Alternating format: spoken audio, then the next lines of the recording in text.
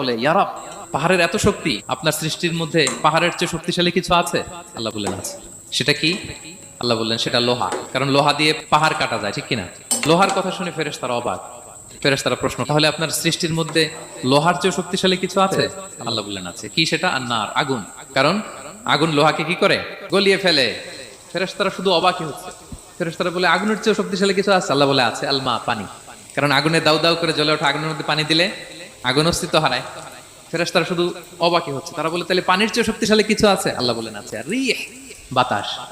কারণ বাতাস পানিকে একদিক থেকে আরেক দিকে নিয়ে যায়। জলের মধ্যে বায়ুর উচ্ছ্বাস লাগলে জলোচ্ছ্বাস তৈরি হয়, ঠিক কিনা? ফেরেশতারা আবার অবাক হয়ে বলে তাহলে বাতাসের চেয়ে শক্তিশালী কিছু আছে? আল্লাহ বললেন আছে। সেটা কি? বলতেছে বনি আদম। ওই মানুষ শক্তিশালী যে গোপনে দান করে, এত গোপনে যে ডান হাত কি দান করলো, বা হাত সেটা টের পায় না। পড়েন সুবহানাল্লাহ।